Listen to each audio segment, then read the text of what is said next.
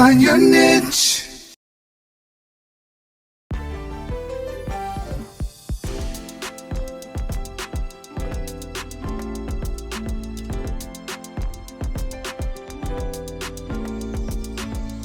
Hello everybody, Christopher Dillard here with Christopher Dillard Media as we head into episode number 21 in the month of September of 2025. Before I tell you about this next guest that I had the pleasure of interviewing, let me remind you to please go to our YouTube page, Christopher Dillard Media, right there on YouTube. And when you get on the channel, please hit the subscribe button. We're on a campaign to acquire at least 250 subscribers by year's end. That's 250 subscribers. Won't you help us do so? Again, when you get to the page, hit the subscribe button right there on YouTube. We appreciate you. As we head into episode number 21 in the month of September, I had the pleasure of sitting down talking to this young lady, an absolutely incredible young lady. She's a philanthropist right there in Spartanburg, South Carolina. She's a philanthropist. She's a minister. And she's one that loves giving back to her community as she serves her community in giving back, not only in monies, but in her time, in her efforts, and also her talent. Her name is Mary Thomas of Spartanburg, South Carolina. She's absolutely incredible. She's going to make you think about how we can give back, just not acquiring things for ourselves, but also how we can give back to others. You're going to be very impressed by this young lady. Again, it's Mary Thomas of Spartanburg, South Carolina. Watch this. And it's Christopher Dillard here again with the Niche Finder. I am so delighted to be in the great city of Spartanburg on today. Don't get up here much, but I'm so delighted to be here today to talk to this mover and shaker in our community who has done so much and who I've just learned of here recently, and all of the great work that this young lady does. It is absolutely amazing, just as amazing as her bio, as her credentials, as all that she has done. She is the president and CEO of CF Leads, a national network of community foundations committed to community leadership. She brings over 25 years of experience in the nonprofit sector in this role, having previously served as the Chief Operating Officer of the Spartanburg County Foundation and as the Executive Director of the Robert Het Chapman III Center of Philanthropy. In this dual leadership role, this young lady has been responsible for day-to-day operations of the foundation and the center and leading its mission and vision and strategies while translating the foundation's goals into the overall program of her work. Now, I know that's a mouthful, but you're going to learn who she is. And I'm so delighted today to be talking to the Reverend, the Mrs. Mary Thomas of Spartanburg. Miss Mary. Yes. It's an absolute pleasure to talk to you today. Good to be Thank with you so much to be out of your busy schedule and to sit down and talk to us. But we had to find out, how is it this role of yours has come to shape what you do? How did you find this passion of yours? And so much we need to know as a community about philanthropy. I even looked up the word and studied it, found out exactly what it's all about. How did you come to do this work and why is it so important to you? Yes. Well, you know, I often tell people that the first philanthropist that I ever met was my grandmother. I didn't know she was a philanthropist because what she did, she took care of people. She not just people. She looked after the village. My grandmother raised 10 children. We came from a large family and spent time on the farm watching her can. Wow. We would pick blackberries and beans, shuck peas, and all this kind of thing. And they had the what you want to call the smokehouse, where they put all of the vegetables that she had canned, and when they kill hogs, all of the hams were there. And and so when I certainly became a professional and joined the Spartanburg County Foundation, was my first exposure into formalized philanthropy. And I saw how people with assets, with resources, would reach back and help other people. And I'm like, well, this is not a foreign concept to me. I've always been in an environment where my family was looking after other Other people, whether it was my grandmother or my father and Yeah. mother. But philanthropy is just really the love of humankind. Oh, that's good. So if you love people, you are a philanthropist, whether you got $1 or $100 million, Come on. whether you got land or whether you got canned goods and you can give to other people. That's So right. That's philanthropy is not really measured by, how much money you have, but what kind of impact can you have? That is so good. Yeah. I'm so glad you said that, because when I was studying, when I was looking up philanthropy, it said exactly what you said. It's not about really how much money you got, because I think we look at philanthropy as like, I got to have millions of dollars. I got to be a Oprah. I got to be a Tyler Perry in order to give. And I mention those names because they are African American. How is it that we can get more of a philanthropist mindset to really help our communities in a way that we never thought possible before? Really, I think it's really taking the misnomer of philanthropy and breaking it down. You think about church, people who go to church and they're faithful in their giving and faithful in their service to God through ministry. Sure. Well, they're behaving like a philanthropist. So I think it's more about educating our people on what philanthropy is. I mean, I really didn't fully understand the formalized terminology of philanthropy until I went to work for a foundation. Okay. But philanthropy is all about how you care for other people. And so how do you help folks get that mindset? I mean, it's part of who you are, how you're raised. It starts at home. Sure. It's not about, mama, what can you give me? Or daddy, what can you give me? It's about contributing to your life, it's doing it's doing what responsible people do. Sure. And in turn, you start to learn what it means to not just have your hand out. Oh yeah. But you start to learn what it means to be a giver. And in giving, there's as much reward in giving as it is in receiving. Amen to that. And so that mindset, I think, is there. It just needs to be penetrated. It needs to be needs to be demonstrated and role modeled more. You went to Winthrop University. You got your Bachelor's of Arts degree in French and Communications.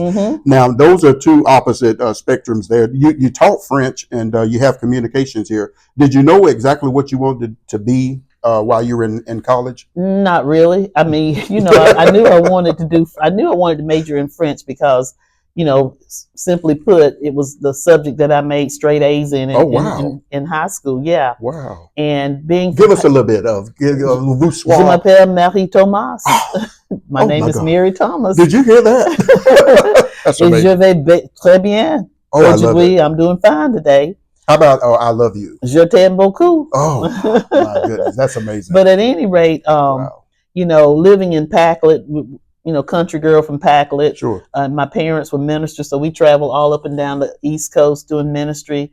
And because I had a command of the language, I said, you know what? I want to be an ambassador for the United Nations. That was my thought. That was my thought process as a young girl.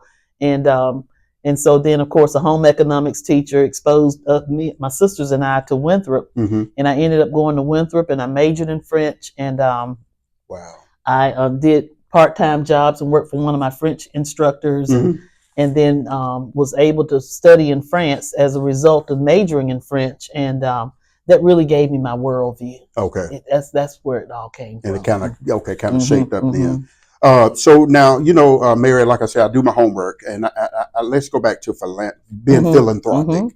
So I looked up philanthropic, and it said a person or organization seeking to promote the welfare of others, one who donates money, experience, skills, and talent. And you've kind of touched on it already. It's not just about the money, but the money, of course, is a major part of being philanthropic. But I think we forget the other skills that we have, the talents that we have.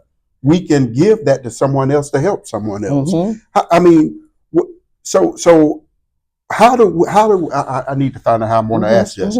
So how do we give our experience, our skills, and our talent to help others in regards to being a light to someone else? Absolutely. That's one of my bandwagons I get on, is that our people, and I'm speaking primarily of African American folks, That's right. is that we need to be seen more in the marketplace. I mean, in my career, you know, I see very few of us sitting around the board table in these boardrooms where decisions are being made about how we take care of communities and where we spend our money, and a lot of the policy decisions that are being made. And typically what you'll see are some of the same leaders show up everywhere, whether you're on the bank board, the hospital board, United Way. Typically you'll see a recycling of the same leaders. And we need more, we need a pipeline of more African American leaders who can show up in the marketplace and help make these decisions. Yes. And then the thing about it is, when we show up, we need to show up prepared. Don't just be at the table. That's right. Show up with something to say. We have to speak up because our time on these boards is very limited. And typically we're the only minority voice. That's been my experience. I'm the only minority voice around the table. Wow. So that's an awesome weight to carry, if you will. Sure. But I'm very careful to say I don't carry the weight of my community. I carry the weight of my experience. Oh, wow. Because just because I'm from a certain community doesn't mean I have your experience. So we have to even be careful when we show up, that we're not showing up like we're the content expert for Black people, because we're not. We're not. We have an experience, and that experience is to be valued and shared. But there are many of us who have experiences that the marketplace can benefit from. So our talent, our time, and our skills, all of those aspects of who we are is needed. Absolutely is needed. Absolutely. What do you wish most for our communities as your work, the work that you do? Because, well, let me, before I ask that, let's go back to being your foundation that you serve in, CF Leads. Is it about bringing the poverty mindset up? Is it about building communities? Is it about education for people that you serve? What is the day-to-day of what you do for communities? What's being done? So CF Leads is really a national intermediary. We're not a foundation. We're a national nonprofit that helps build the capacity of community foundations in terms of leadership. Many community foundations have gone through a metamorphosis of not just processing checks or being transactional. You find more and more community foundations today are leading change in their community. They're positioning themselves as a partner, bringing people together to focus on some of the most critical issues of our time. Yes. And so for us at CF Leads, what we do, we work to help build the skills of individuals who are working in foundations who may not be proximate to the people to understand what skills you need to convene and bring people together. How do you impact change, or how do you make change happen in communities? How do you get boards to embrace racial equity and some of these thorny issues? So CF Leads is basically, I would say, a skills building, issues oriented organization that works across the country to help community foundations who are investors, or they don't necessarily have to be investors, but community foundations who want to do more. Absolutely. And then just process a check. Okay. You know, it's so easy. I think about how, some of our other counterparts, it's so easy to do for your own kind. It's almost like sometimes the African American community is the ones that's thought of last or second, so to speak. And so if we don't show up and say, hey, we got these neighborhoods that need tending to, or we got these people that need tending to, sometimes the work don't get done. And sometimes we are the only one in the room to make that happen, and or we can be forgotten about, so to speak. So let me go back to the question that I was beginning to ask. So what do you really wish more for our communities, Miss Mary, for our people, about how we're not just trying to have a hand out? You mentioned that a few minutes ago, but how we can build ourselves up. What do you wish for our communities more than anything? I just, I think probably just celebrating who we are as a people. We're very talented. Absolutely. We have a lot of gifts. We have a lot of attributes. We're ready. Yes, we are. I wish for our folk that the other folk would recognize who we are. Oh. That's what I wish for. I mean, we got a lot of good stuff going, and typically what we see is what is projected in the media. Come on now. But why don't we shine a light on what our folks are really doing every day to try to make it do what it do. Which is why I'm doing this podcast. Absolutely. Shine a light on what we're doing. Yes. So we're not forgotten about it. If yes. we don't shine the light on ourselves, who will? That's right. We can't wait for someone else to shine That's the light. right. That's right. You know? Speak on that. Yeah, well, I just feel like, again, there's people got their head down working is what we say. And so what we have to do is what the scripture said, let your light so shine so that men may see your good works and glorify the Father. Absolutely. So it's not about Mary getting the shine, but it's about the shine. As I shine, God's light is shining on me. It's his anointing that does the work. Yes. So I get up every morning.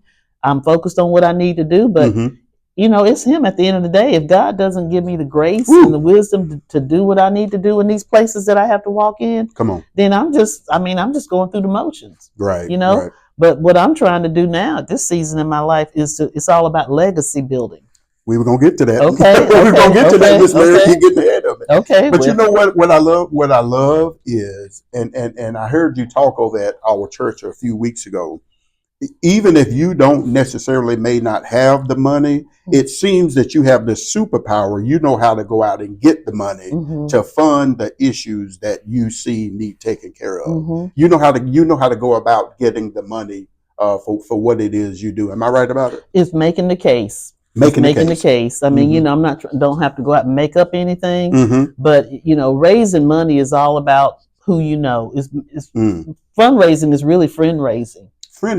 You get somebody who believes in your cause, and if they believe in your cause, you make the case, and that's what it is. I don't want to oversimplify it, but for the most part, donors are supporting causes every day. Right. So if they're not supporting your cause, maybe you haven't made the case. Woo! You haven't made the connection. You haven't made the friend. Yeah. You got to make the case. I mean, why should I support ABC when D, E, and F is over here doing the same thing? What's different about you than this group over here? So you have to make the case. Just because you have a need doesn't mean that people are going to fund your need. Oh my goodness. They're going to want to understand why. Why do I need to give into what you're doing? And then what's going to be the return? Do you have the right fiduciary structure in place, government structure in place, all of that? Yeah. But I mean, when you're excited about what you're doing and you have passion for what you're doing and it's meeting a need, generally you're going to be successful. The funding will come. It'll come. But we don't need what we do is cancel each other out. We're all of us doing the same thing. Right. And it's only so many dollars out there. So the best thing we could do is really try to figure out how we partner together and do what Stephen Covey says. You start to create a win-win situation. Win-win situation. Yes. I heard your story about how one time you were given $10,000 out. Maybe I read that in your bio here. And you turned right around and took that $10,000. You could have put that money in your pocket and say, this is mine. I'm going to Bermuda. I'm going to New Zealand. But you turned that right around and you made a foundation, a fund under your name. That right there, that is just totally, it blew me away, because sometimes we think about what I can pocket, but you thought about how I can turn this around and still help someone even with this money. That to me was amazing. Yep, that's what I did. You're thinking about others. Yep, that's what I did. I could have kept the money for myself, but I'm like, you know what? I'm going to establish a fund to perpetuate a vision of leadership. That's why I got the money. So let's do this again. And I was checking the balance the other day. The fund is almost $200,000. Look at that. Just earning interest, and an annual appeal. People give to the fund, and then we find causes once or twice a year, and give to that. But that would be my legacy. I love that. And that's what I was going to get to next. Is what do you want? I heard Oprah Winfrey say, and I talk about Oprah because I love Oprah. Oprah's media. My media is my passion. She asked her mentor then, Maya Angelou, before she died. She said, Mother, what is going to be my legacy? I want to know. And Maya Angelou looked at her and said, you don't know what your legacy will be. She said, you have no idea what your legacy will be. It could be the one young lady that you helped. You have no idea. You just keep serving, keep doing what you're doing, and your legacy will speak for you. But what do you want your legacy to be? When you breathe your last and you're going on to glory, what is it that you would hope that you have left for a young lady or a young man or a person whose dream you made come true?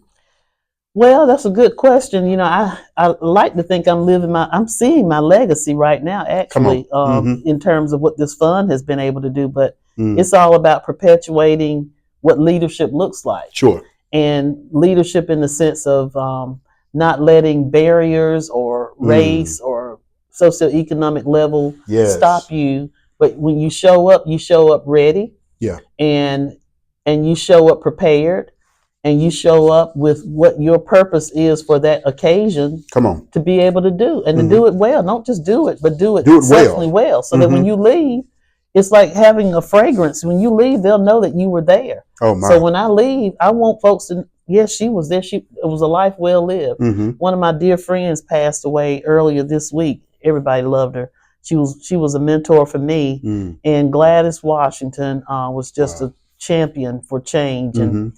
And people all around this country are talking about her. She would have a fit if she knew how we were celebrating her right now. Oh my goodness. But anyone you speak with will say Gladys was a truth teller. Okay. Gladys was full of life. She did the hard stuff. She did the hard work.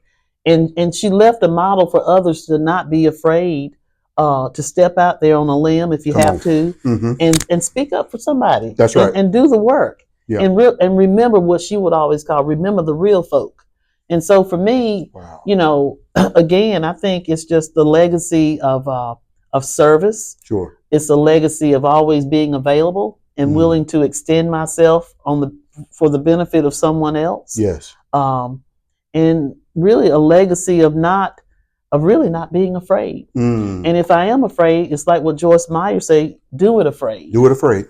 And then my other good friend, I won't call her name, but she says, don't let them see you. Don't let them see you sweat. Just do the work. Just do the work. Wow. In terms of, if you're trembling, you tremble, but they don't see it. That's right. So I have always been prepared. I remember when I first started at the foundation, they would use some words, I'm educated, but words they were using I had never used before. Right. And I was writing those words in my margin on my paper, and I would come back to the next meeting, and I'm using Elia Masoneri, and I'm gonna pontificate and all these words. I'm like, pontificate? Absolutely. What is that? So I built my vocabulary really fast. Come on. And I knew I said, okay, this is what we're gonna do here. Okay, well, I'm gonna be ready. Miss Mary, I do it now. I'm reading books. I have no idea. I'm reading scientific books. I'm reading books about the mind. I'm reading books about, showing up and being aware, our awareness and our mindfulness. I'm reading books, and some words I'm like, I have no idea what this is. But you know what? By the time I finish that page that I'm on, it's already in the margin, and I've already defined what it is. And so we can't be afraid of what we don't know. Right. That's why I watch Jeopardy. Half of those questions, I don't know. But I guarantee you, I'm listening for the answers, because they always give the answers to the questions. So I'm learning even for stuff I don't know, I'm learning the answers to. And so we can't be afraid of what we don't know. We gotta go seek the knowledge and find out. Yeah. And I love that. I love that what you just said. You were ordained in 1986 for the Rocky River Baptist Association as the second female to have that distinction in that association. You are a member of the Cornerstone Baptist Church in Spartanburg. You serve as elder and advisor. You are the daughter of Miss Louise Thomas and Fred Thomas of Spartanburg, and you're the eldest of 4 children. You spend your time traveling, decorating, cooking, and sports. Now, when I seen the sports, I said, now, I got to find out who she loved, what sport she loved, and what team it is. So so I'm old school. We go back to the days of the Knicks. Oh, my goodness. When they cleared that bench, the Knicks in Miami got into it. Oh, my goodness. And Jeff Van Gundy holding on to Alonzo Mourning and Larry, what was his name? Larry, my guy Larry that played for Charlotte Hunt. No, not Larry Bird. He was the other one. They call him Mama somebody. But anyway. See, NFL is my sport. Yeah, well, my sister's NFL. I watch NFL when it's playoff time. But basketball was my thing. In fact, when I was going to church in Anderson, I was known to tip out about noon because I had to drive back to Spartanburg, and I knew what time the game was going to start. You had to go see your game. Like preacher, pastor can preach long if he want to. I'll be gone. I'm out of here. Yes, I was a diehard Knicks fan. Is that right? Yes, sir. Who do you like in NFL? NFL, I mean, I really don't care. Nobody? I really don't. I don't have a real I'm not going to even favorite tell you team. my team right now because of how horrible we do. Must I'm be not, Dallas. Oh my goodness! See, I said I wasn't going to say it. I wasn't going to even say it. But I do like Pittsburgh. You like the Steelers? Okay. Yeah. All right. Wow. This has been great. This has been, and I knew the time would go so quick. I try to keep it at 30 minutes. But I do this podcast we started. We wanted some kind of way to help people get a boost. You know, find out what it is they were called to do. As old folks used to say, get up off your seat or do nothing. Yeah. And start living your life. How can we help people? And I didn't want it to be in a church setting. I really wanted to go out, like you said, in the marketplace and talk to leaders to help people find what it is they are living for. What is it they're called to do? And so, in your words, how can people go from doing nothing, being a couch potato, not living, being depressed, being anxious? How can they get up and start living their life? How do they find out what it is their niche is and what they're passionate about? You start where you are. Oh, the scripture says, bloom where you're planted. And my thing is, what is it? Everybody's got something they can do. We got something. What is it that you can do? Yeah.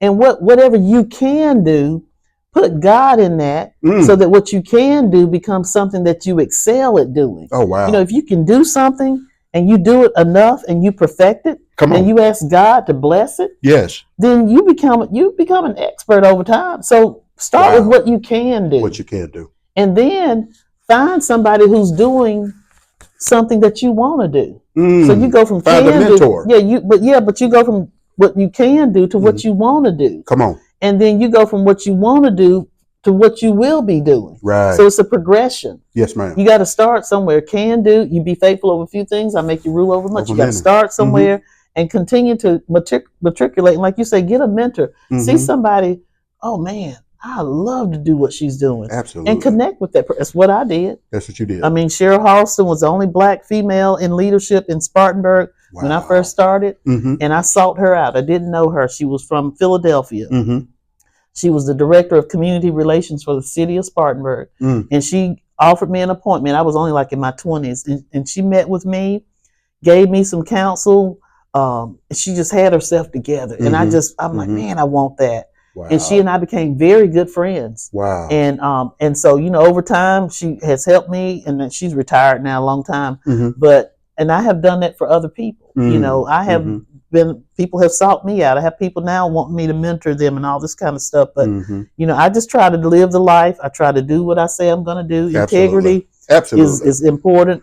Accountability is important. And I just, you know, always say being prepared is very important. So start where you are. Start where you are. Somebody's out there, Minister Mary, say, you know, all I can do is bake a good pound cake. That's all I know. I don't know. I don't have any other gift. I can bake a good pound cake. And they have no idea what that pound cake can do. All they have to do is get attached to someone and say, let's make about 5 pound cakes this week. Yeah. Let's go to church, cut these things up, put them in separate bags, and you already got yourself a business. Exactly. Just making pound cakes. Yeah, just making a pound cake. Here's the other thing: expose yourself. Exposure. People, you are your environment. Oh my goodness. So, you know, get in some kind of group. Absolutely. Whether it be a social group or a Bible study group, or, you know, iron sharpens iron. That's so right. You got to get with people who are sharp so you can get sharp. Oh my goodness. You're not going to be sharp sitting around dull people. Get it.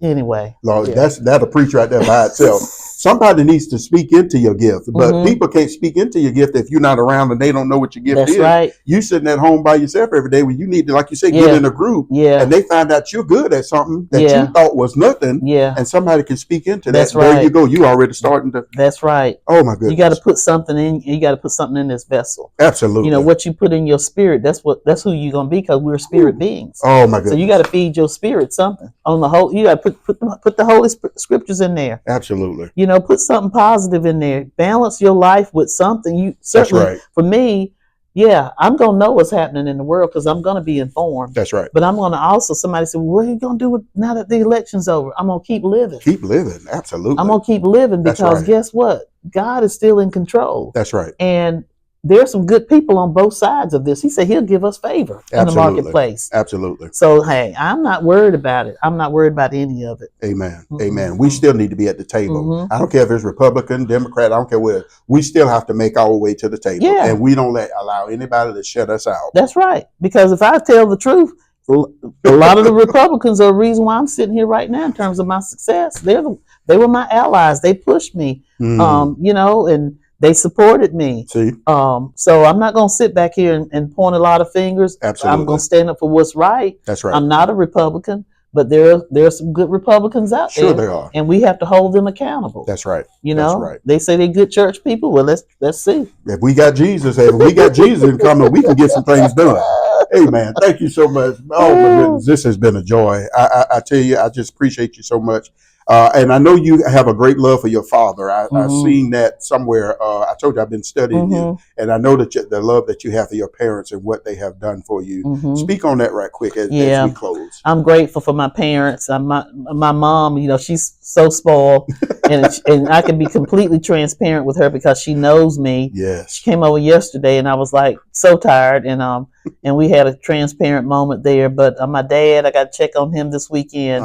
But I watched them, work hard in their lives, and my dad's, both of them are ministers, and I'm just grateful that they're still here. Sure. Amen. And they raised their 4 children to be God-fearing and to love one another and to love God, and so I will always honor them. And there's nothing that I wouldn't do for either of them. They're both very self-sufficient, but I'm always, checking in. You would think that I'm some sort of missionary or something, because on the weekend they said, "What did you do?" I said, "Well, I cooked dinner for my mom, and then I went to see about my dad, and blah blah blah." But in this season of their lives, absolutely, that's what I'm going to be. They doing. were there for us, and so what can I do for them in their older age? That's what I'm going to be doing, serving them. Well, they certainly raised. I tell you what, they certainly produce a nice young lady right here, and so we appreciate you so much. Thank you. Thank you for what you're doing for our communities, not only Spartanburg, but for everybody. When we look at you, we see leadership.